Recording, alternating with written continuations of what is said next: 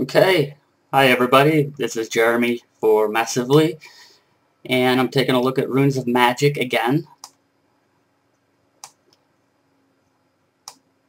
This week I'm going to take a look at guild castles and just show you a bit about how the guild castles work and some of the stuff you can do with them. So it is kind of a newbie-oriented live stream today, but anybody who's just coming in, feel free to jump in the chat room and ask questions, and I'll do my best to answer them. And if you want to see anything in particular, let me know. Okay, so we're in Varanus.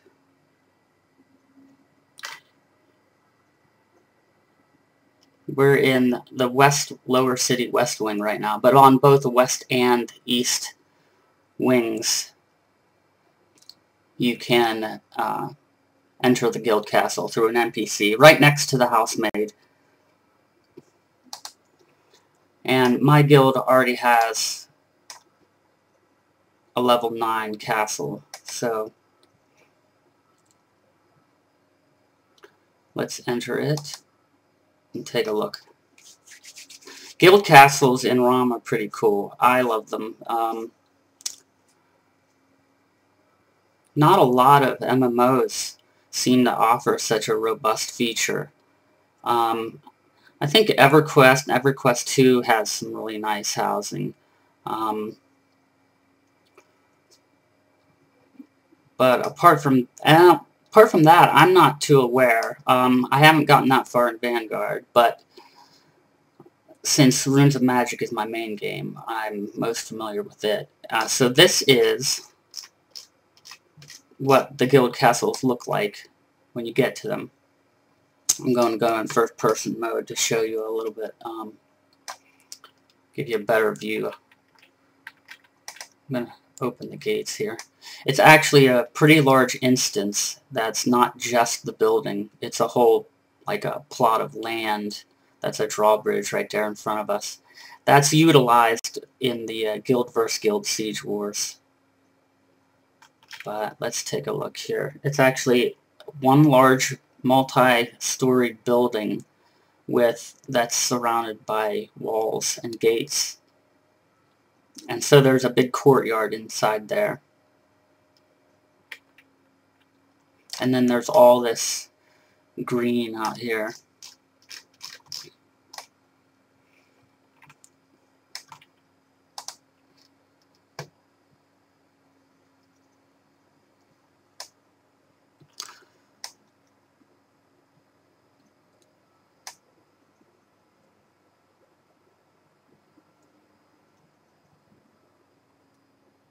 You probably noticed when I just popped in here, on the top left of my screen, it shows my guild, and it shows a little bit of information. It has some buttons. This is sort of like how housing works for individual players. These are guild controls. There's a guild tutorial, sort of a little help feature. You can go through and read about some of the features, which are guild buildings, which I'll get into. There's a whole assortment of guild buildings that you can place in the courtyard here, which, as you can see, I have some of these. Well, we have some of these. This one right here is called an arsenal, and it's level 2. This little area over here are totems that provide buffs. So once you can erect this little section, any guild member can freely come here and get a little buff while they're out questing or whatever. This is the Tower of Mystic Fortune. If I click on it, you'll see I got a 2-hour buff that increases my drop rate by 5%.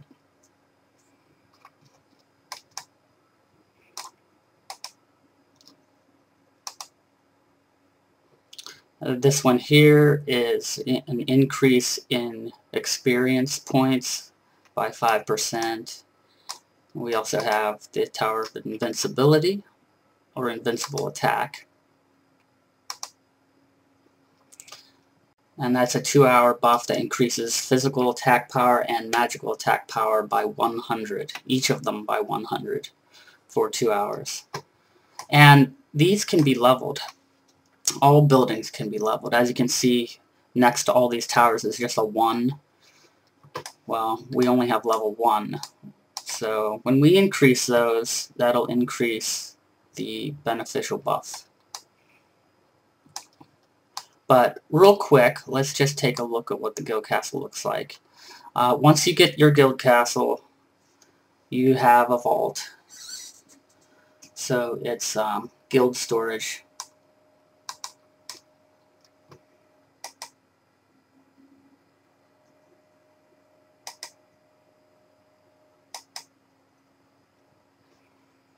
And this is our vault right here. We only have level 1 vault right now, but as you can see, there's a ton of spaces. So it's pretty cool to get. It's pretty cool to get the castle just for the guild vault, because storage is nice in ROM. Even though they offer you a lot of choices, the essentially free slots you get for the guild castle is really nice to have. And you can increase the tab numbers you have when you increase the level. Tons of space to decorate if you want. There's you can put house furniture in here, but you don't get the house bonuses if you use the furniture in here. So the XP and TP bonuses don't count. But since there's special guild furniture and everybody gets their own player housing, it's not all that big of a deal. These fountains out here and this statue, that's a piece of furniture that we had put up. That's a fountain we had put up.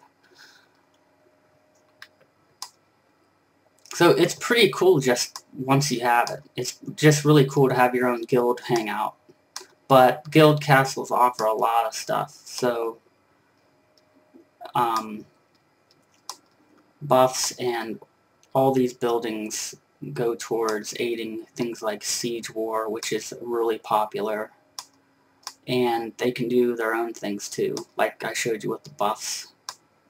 This is the drill ground. It's one of the many buildings you can erect in the courtyard. This lets you access little mini games, and I think I showed this mini game in another live stream. We only have level 1, so we only have access to one mini game right now, which is essentially whack-a-mole. It's just 9 holes lined up, and then you have all these special hotkeys that they give you to that correspond to each one of the 9 holes, and you just have to keep whacking the moles as they come out before they disappear. And there's like one different colored mole you don't want to whack. If you whack him, you'll lose points. And then when you win, you can get prizes and stuff. You can get a mailbox too, and you can even get guild quests, which these are our guild quest boards. Again, only level 1 for us. But it gives us access to special guild quests. And you can win guild quest packages, which contain things like potions, special potions, and also these rubies, which usually everybody just donates the rubies directly back to the guild, because if I open my guild window and go to guild functions, you can see it keeps track of our level. At the top of the window here, it tells us a little information. I'm using a guild add-on, by the way. This isn't the default interface. But essentially all the same information is here. So we have, like, for instance, we have 9 of 41 members online right now. We can have, at level 9, we can have a max of 130 members. And there's our guild leader. Here's a little information about our ranks. Whether we have guild challenge set to on or off, our guild flag. You can even allow other non-guild members to visit your castle. You can turn that feature on or off. At the bottom, these red and green colored bars are the status of how much resources we've donated towards getting the next guild level. So we donated gold, ore, wood, herbs. We still need a lot of wood and herbs and guild runes before we can get up to level 10.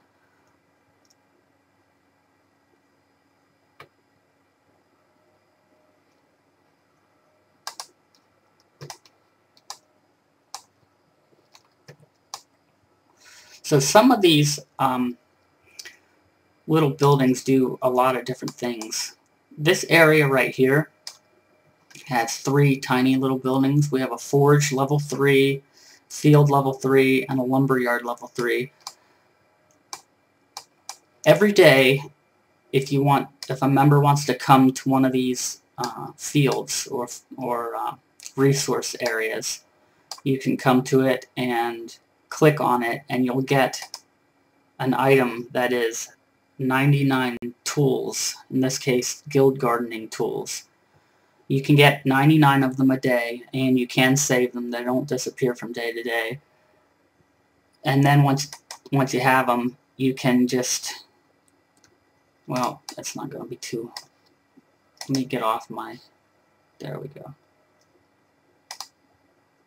Let me cancel that. So this is a place to harvest resources. And as you can see, it takes a little more time than out in the open world. But, this is a great place to AFK, gather. I always come here, and if I can leave my computer on while I'm away, I'll just set my guy in here to gathering resources. It takes a full minute per, so it is a long time. But you can do this every day. You can collect 99 of the tools every day and save them up. I wrote in one of my articles on one of the lost pages of Taboria articles on massively.com that it's a great place to AFK and to save up those tools for like a rainy day or whatever, days that I know that I can leave my computer on all night long while I sleep for like, 6 to 8 hours. Then I'll have hundreds of these tools, and I can just keep my guy going. When I wake up the next day, I have a ton of resources. Unlike gathering in the open world, you don't just get the resource. As you can see here, what it actually gave me is an unknown agricultural product, and I have to right-click on it to open it. So when I open it, in this case, it revealed a moon orchid. You can also get a lot of cooking ingredients like lettuce and sage and celery and all that other good stuff for cooks.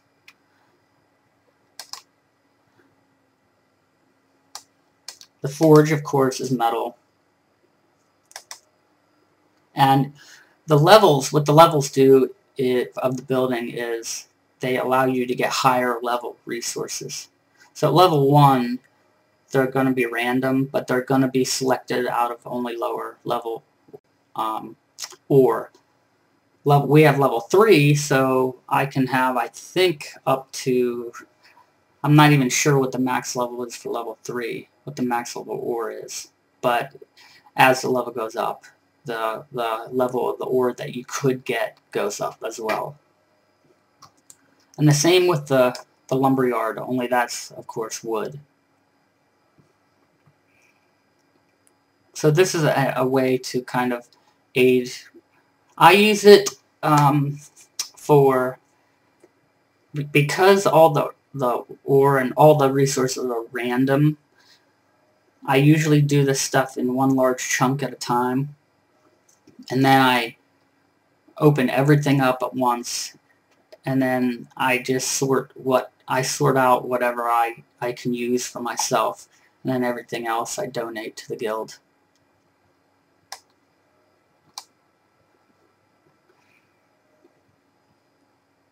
This here is the library, and this is a very popular building for guilds to have. If you're just getting started and you just got your guild up, this might be one of the first buildings you want to work towards, because guild libraries can remove experience debt, which is pretty cool. It's a free way to remove experience debt. It's really slow. As you can see, it takes 2 minutes per removal, because it doesn't remove debt all at once. It removes it slowly over time. So another good reason to leave your computer on, if you can, while you're AFK. I don't have any debt right now, but I'm just clicking on it to show you what it does. And the higher the level of your player, your character, the more debt that will be taken off on each pass, each time. I don't even know what to call it, each click. And each level of the building allows more players to use the library at the same time. I think level 1, it's all pretty generous if you ask me. I never see more than 2 or 3 people using the guild library at once. And I think the first level of the guild library lets you use like between 5 and 7 people at the same time. And then level 3, I think you can use like in the 20s or almost 30, something like that. Can literally stand around and use this all at the same time.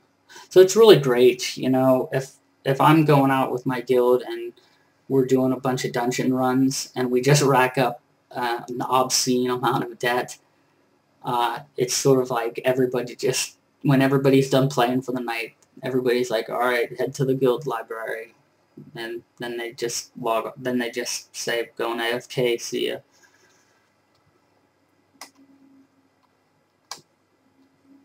So it can take a long time, but it's a nice free way. It's a free way around using the, buying the cash shop items. I still buy some of those though, but over here we have a processing factory level 2, which that, along with Arsenal I just showed you earlier, there's no immediate benefit to having this for individual players yet. As you can see, I can't click on it, but I'll tell you a little bit more about that, because that works towards the guild sieges. This is the stable. We have a level 3. It allows you to get a speed buff.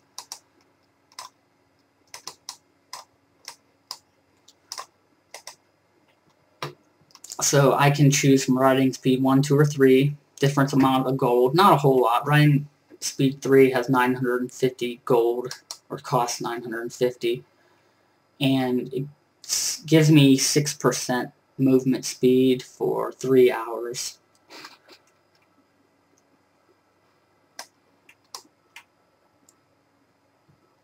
Buildings like this, the processing factory, and the arsenal, and a few other buildings, will give a whole nother set of buffs and resources and things like that when guilds enter a siege war. Unfortunately, I can't just enter a siege war whenever I want. They only take place at specific times every night. I believe right now they're taking place at 9 p.m. Eastern Daylight Time. So that's East Coast, United States. And they last an hour. And what it does is it takes your guild castle and your whole guild instance, actually, the land and everything, and then it combines it with another guild's, that you'll be battling, so it ends up being a lot of ground to actually run around on. There'll be crystals everywhere.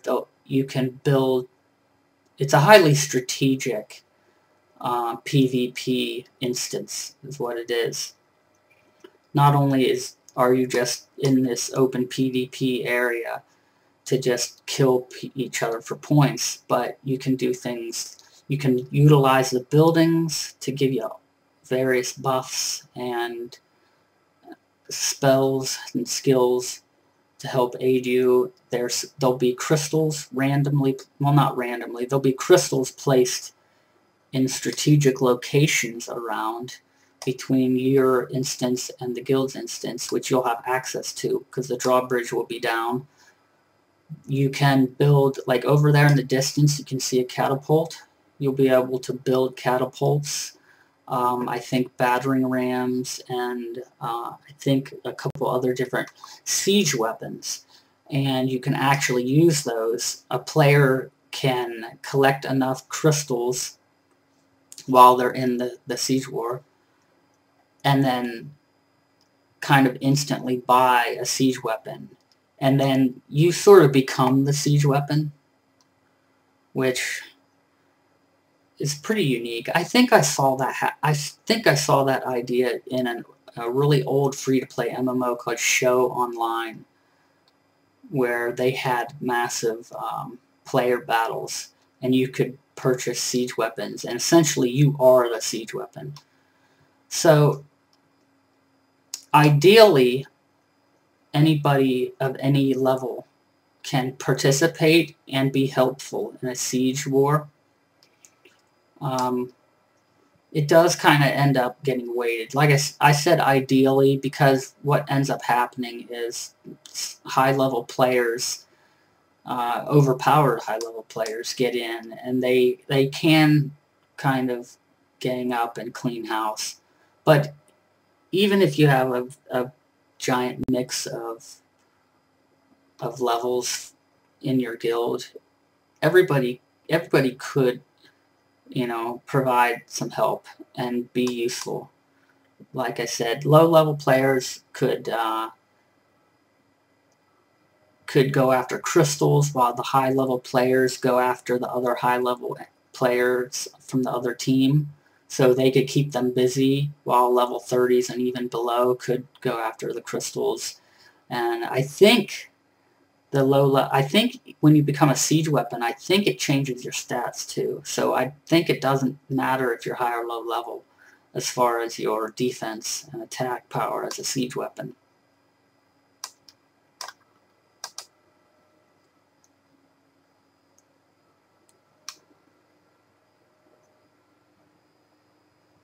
So going backwards a little bit, all guilds have levels. Right now, I think the highest level guild I've seen is level 12 right now, because the resources you need to donate to get up to levels like 10, 11, and 12 become a lot. I mean, you'll need probably, let's see, it's probably the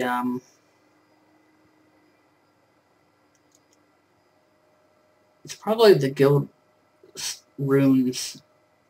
Guild runes aren't as easy to come by. You can buy them from the auction house, but they're not near as easy or frequent as just resources that anybody can gather.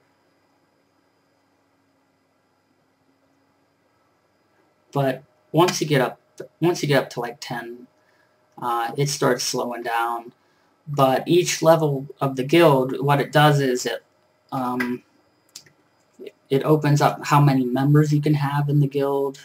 It starts to open up the levels of the smaller buildings you can have in your courtyard.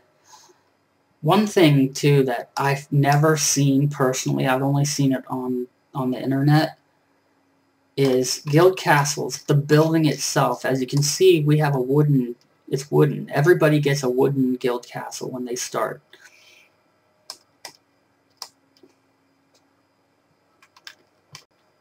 go up on some of the ramps here.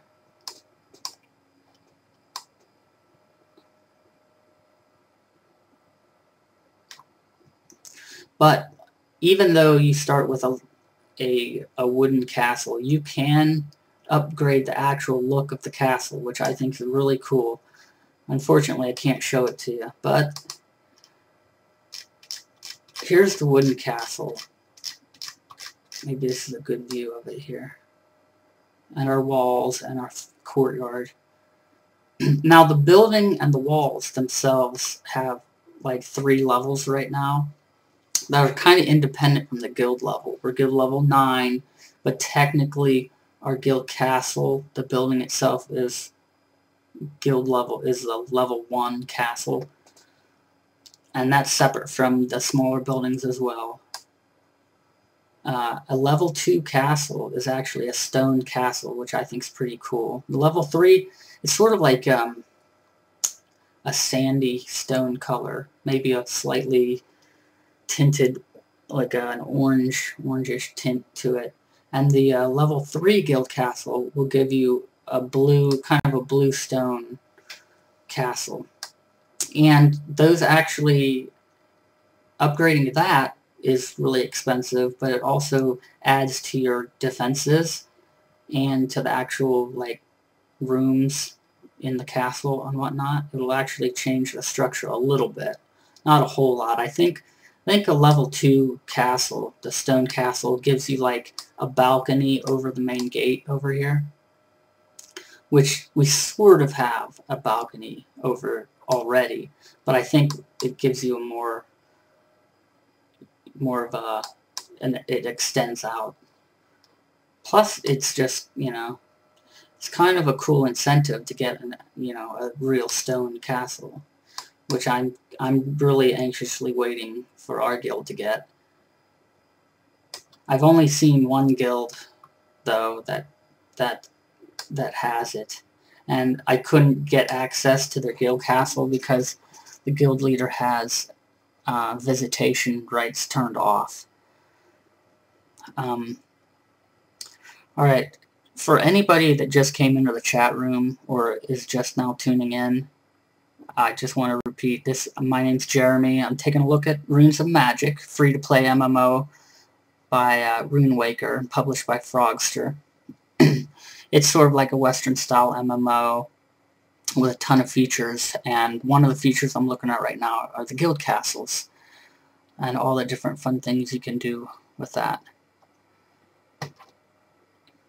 So let's just switch gears a little bit and look at some other stuff you can do. You can have your own little announcement board. As you can see, we have a bunch of announcements here with we have some TeamSpeak info and how to submit an application to join the guild, how we perform loot distribution and stuff like that. And you can double click on those and read them. And all these tools and functions, by the way, are by default controlled only by the guild leader. So the guild leader can affect just about anything. They can decide who's allowed to actually place furniture in the castle or the courtyard, who's allowed to take away or even donate to the guild vault.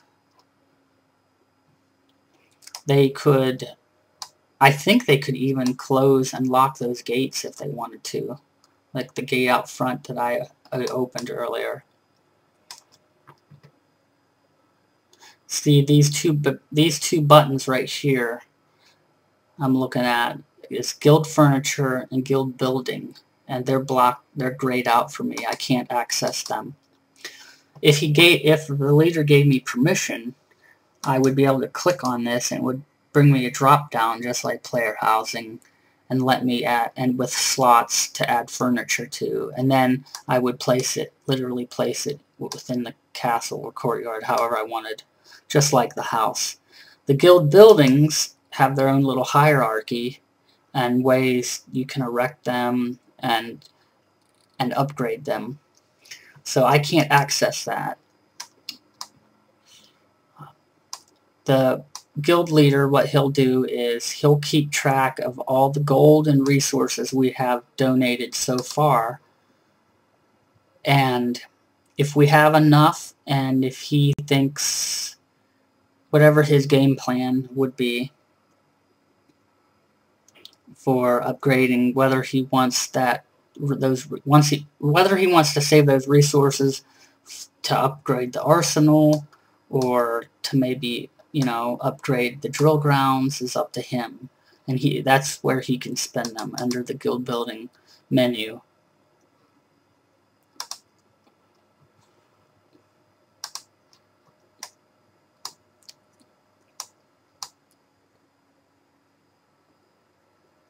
Let's go back inside real quick. Back inside. Next to the vault, you probably saw this NPC here. This is our guild housemaid, I guess, housekeeper. This is our guild mailbox. This is the area where you can, every new player for the first time can get started on Siege War.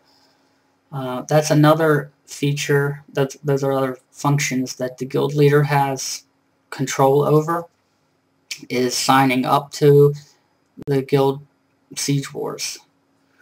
But every player is going to have to do these take the initial quest first. And this will tell you information about it, which might be slightly off right now, because I don't think this updates whenever daylight savings time kicks in. So this information is wrong. It's saying you can register daily between 10 p.m. and 6 p.m. the next day. So anytime, basically after a siege is over at 10, then registration for the next day opens up. And registration fills up fast right now, until they allow more guilds to participate at the same time, or offer more guild sieges per day. Until then, it gets filled up really fast, and usually only a limited amount of guilds get in each day. So it's a race. Once guild siege is over, the leaders are scrambling to register and get accepted for the next day. Then I do like how they have all these preparation times. I think it makes the process really smooth. I mean, it's not just, they don't just say, here's, okay, guild sieges from 9 to 10 every night, and then it's sort of like, you know, good luck getting in. They actually separate registration, then preparation time, and then actual siege time. So you can register between 10 and 6. Preparation will start, this is saying it's between 6 and 8, but I thought they only gave you an hour in reality. I could be wrong about that. I'd have to double check. But you get a preparation time, and then the actual siege time kicks in, and they'll tell you in a ticker in the chat window. And when siege actually starts and begins, every player has to enter themselves. That is, if the guild leader got your guild in. And you can open up your guild window, and there'll be a battle button. You can click on that, and there's a tab to look at the previous rankings, or current rankings. And then there's a tab for guild challenges. But on the first tab, there'll be buttons at the bottom. You can see they're grayed out: register, cancel, and enter battle. Then the enter battle should be highlighted if you're registered and it's time. Then you just enter battle, and you'll be teleported there like you entering an instance. We have, I don't even think we've done, my guild's done Siege War yet. We have 0 wins, 0, 0, 0.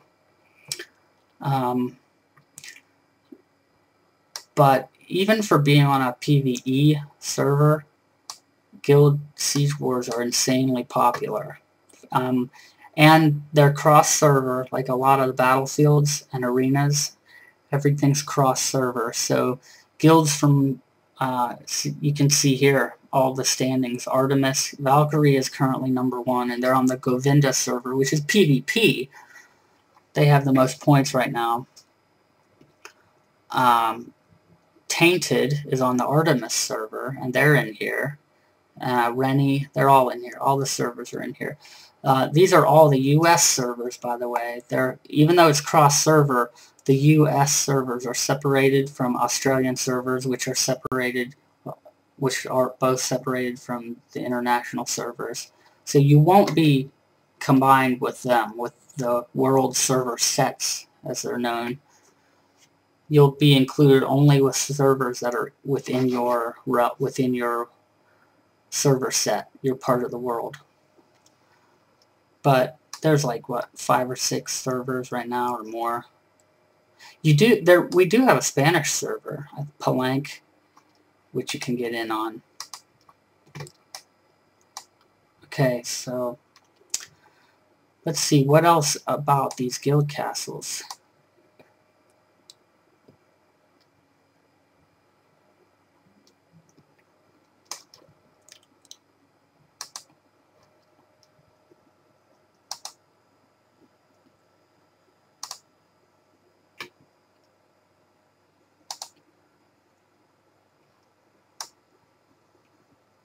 Definitely if you're brand new and you want to learn a little overview of these, the help menu is pretty helpful.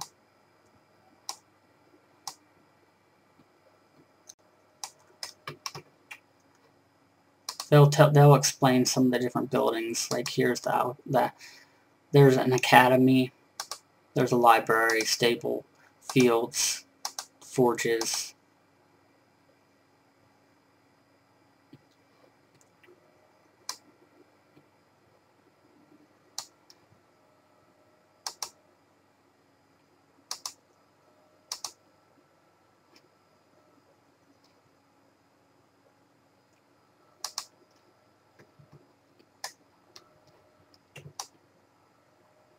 We have a little bit of furniture right here.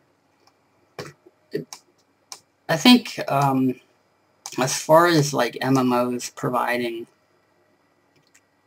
housing and a place for individual players or a place for guilds, I think ROM does an excellent job with this stuff. I mean, this instance is huge. I mean, I consider it to be huge. It's a gigantic instance that you have control over decorating however you want. It's got an entire technology tree full of buildings to place wherever you want in the courtyard, and then each one of those can be upgraded. They can provide buffs in the real world or within Siege Wars.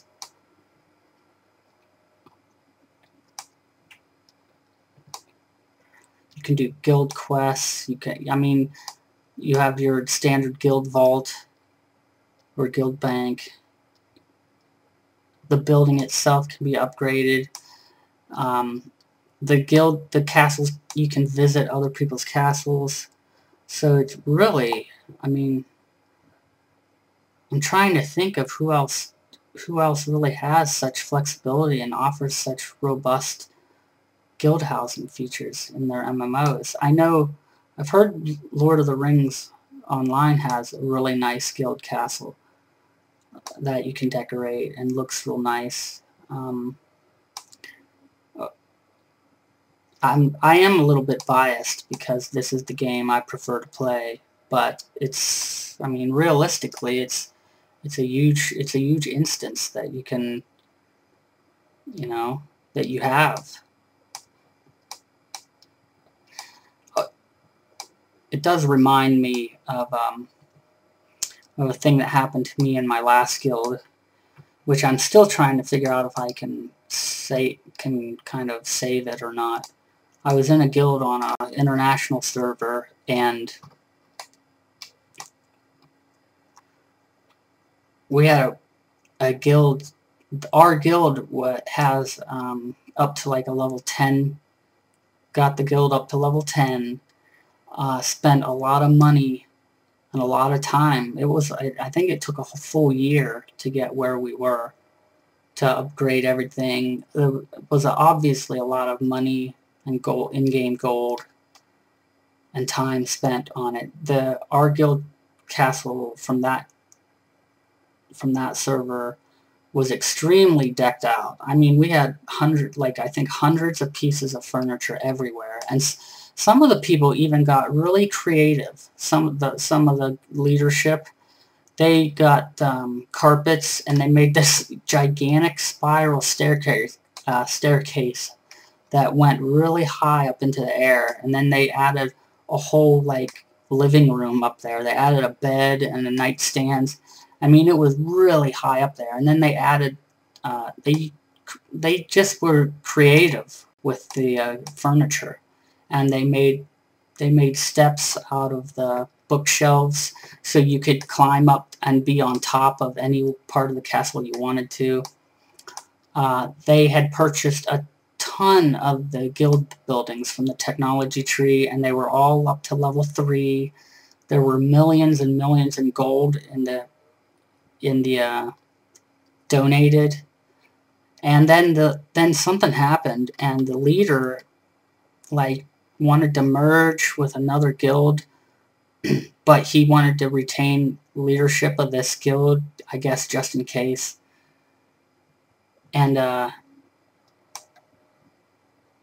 so he got most of the guild to leave, but he retained leadership, and I was starting to get on less frequently, but I even today I still get on that character.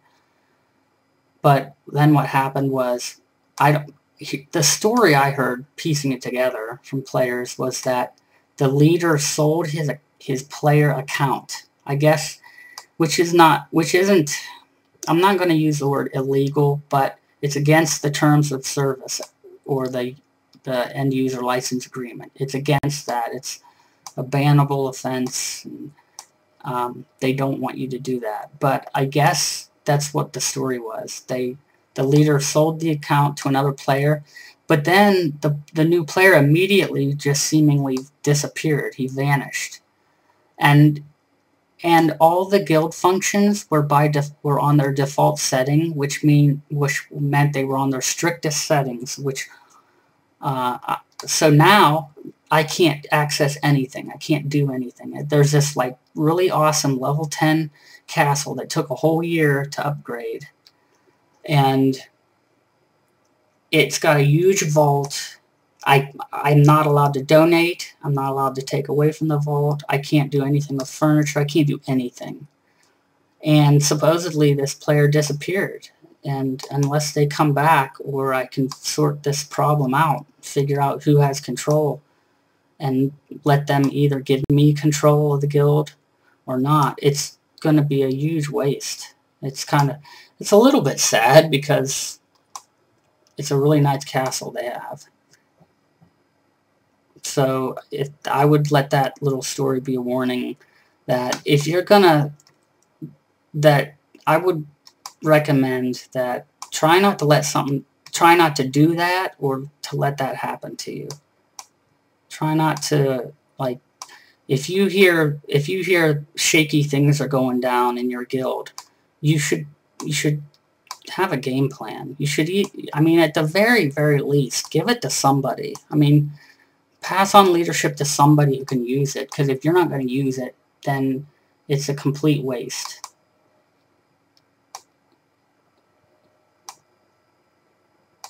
Alright, so we got about 15 minutes left. Anybody who's in the chat room, if you have any questions, let me know. I'll try to answer anything. I'll try to think of anything I missed. But if there's anything you want to know about how Runes of Magic castles, the guild castles work, or Siege, or things you can do with them, feel free to ask in the chat room. Because quite frankly, I'm starting to run out of things to talk about. or to think about, to talk about.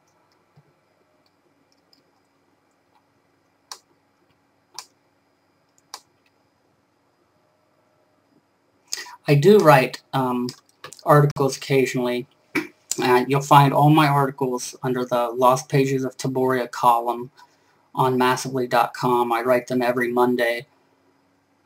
I haven't written any kind of strategy guide or any like overall castle guide, but I do have a lot of articles that I bring up castles and things you can do with the castles in there. I've wrote some articles on fun things you can do in the castle or with player housing, things like being creative with that furniture. I think right about where I'm standing right now is where the they started building this huge spiral out of the rugs and just went straight up. I mean, and it was really high up, and stuff like that's loads of fun because we were a large guild, and a ton of us at any time would always just jump into the castle courtyard and have duels and goof around, and like and providing things like a giant staircase or ways to get up over on top of the very tippy top of that castle, and that were really fun because then you could play like hide and seek and stuff like that, and silly little things that are actually kind of fun at the time when you're bored, you know, and just provide something else to do.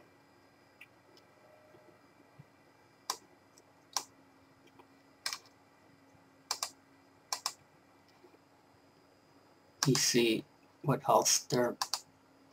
See if I missed anything.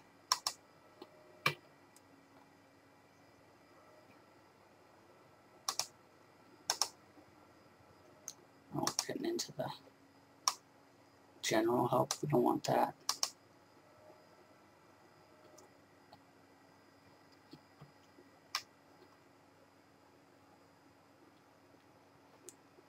Transport circles right here are also something that were added.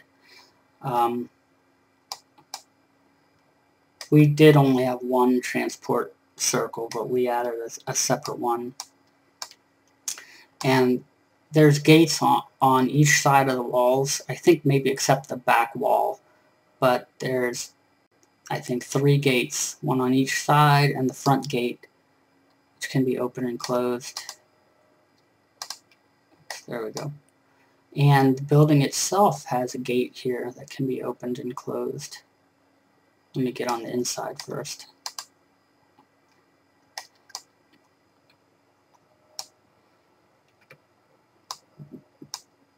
And I believe those are also controllable, kind of a way. If you offer visitation rights, you don't really have to worry about somebody coming in and stealing anything from your vault.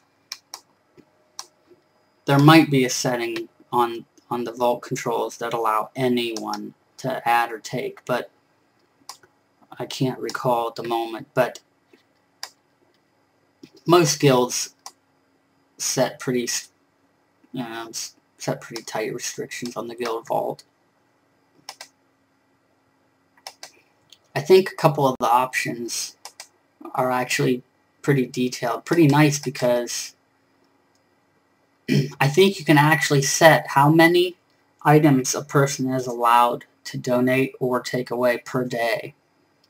I'm not sure if if the donate and take away are tied together, but for instance, I don't think I can take any of these away. Let me try. Oh, those are.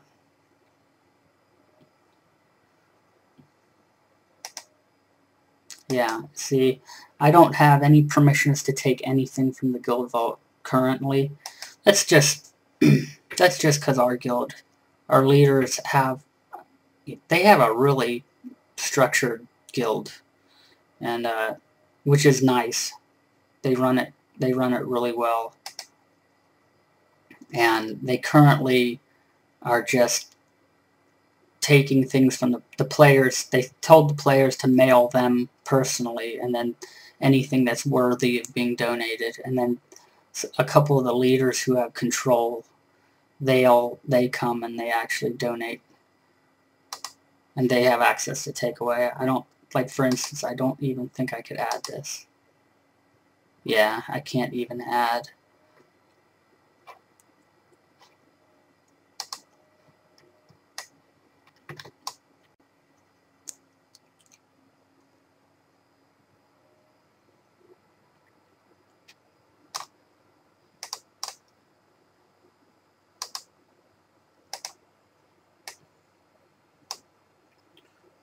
Here's somebody here. He just came in. Red Cell. I don't remember seeing. He might be a new member. Oh yeah, he is. He is in our guild. We're currently recruiting a lot of people, so every day I'm seeing new people.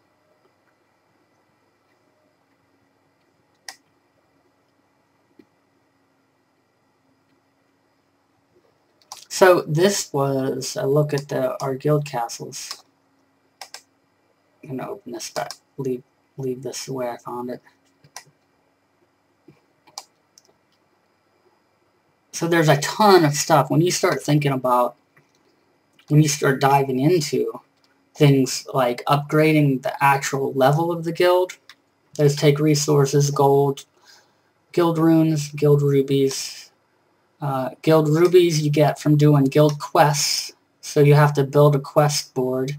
You can upgrade those quest boards to get higher quests and more quests, which reward more rubies per quest.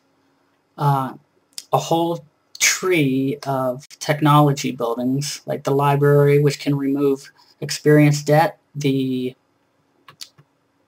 farming buildings, the resource buildings, which are kind of a free way to get resources, herbs, or wood.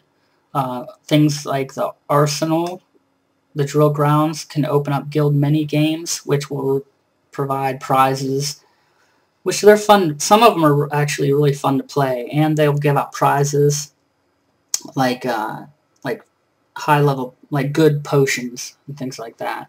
Definitely stuff you want for when you're in a dungeon.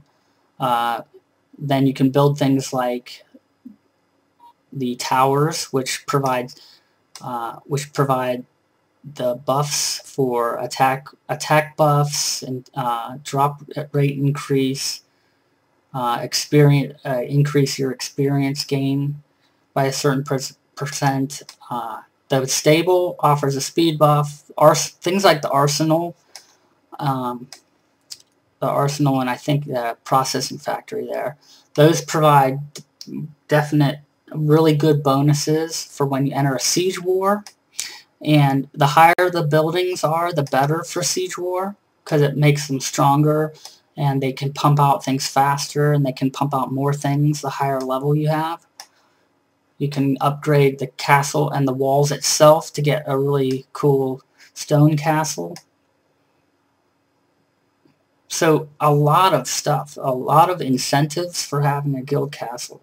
Besides the fact that it's just really cool to have this gigantic space for your guild to hang out in, and you can decorate any way you want with any of the house furniture or guild furniture they sell. You can use cash up furniture, and there's even NPC furniture that only sell that, you only have to spend gold on. So a ton of incentives, a ton of fun stuff to do with guild castles. I think next week I'll get back to a little bit more adventuring. You can check out Ruby's Massively guide, the MV guide. I think she puts those out on the weekend. And she'll give out the weekly schedule of everyone's live stream for the week. Typically, I live stream Runes of Magic every Friday from 8 to 9 Eastern Daylight Time. And the guide will tell you exactly what I'll be taking a look at. And I'm not quite sure what I'll do yet. But you can, when the guide is up on massively.com, you can check it out and see what's going on.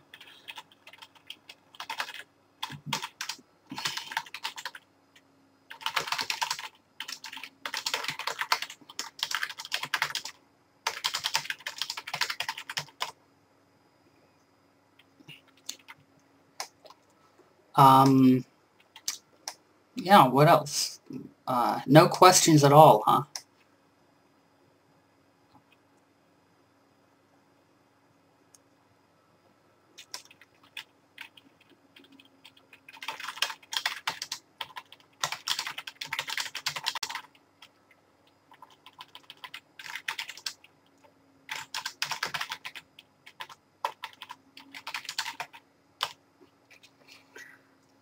Okay, well, we're just about done with the hour. So, once again, I'm Jeremy. I was taking a look at, this was a look at the Runes of Magic castles, the guild castles. The separate guild housing that every guild can get in the game.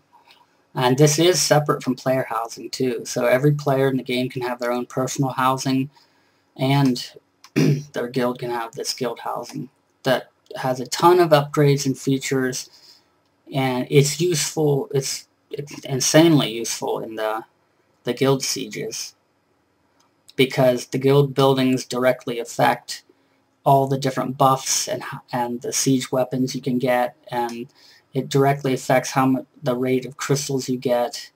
So it really affects the strategy of your game. It's not just oh, let's throw two guilds together and play smear each other. You know, it's not just who can kill each other the fastest. There's strategy. You have to go and you have to capture crystals so you can attain crystals faster, which will let you buy a slew of stuff, dozens of different things, like special spells, powerful spells, siege weapons, and then you have to break down your enemy's walls. So, you know, you might that's a reason to get the crystals to buy the siege weapons, and then, you know, crack down their walls and try to take their crystal. You try to obtain it, take control of it to win. It's a lot of stuff that's just kind of tied together. And guild castles are something that's a big feature all of its own, but in many ways they're tied to a lot of other stuff.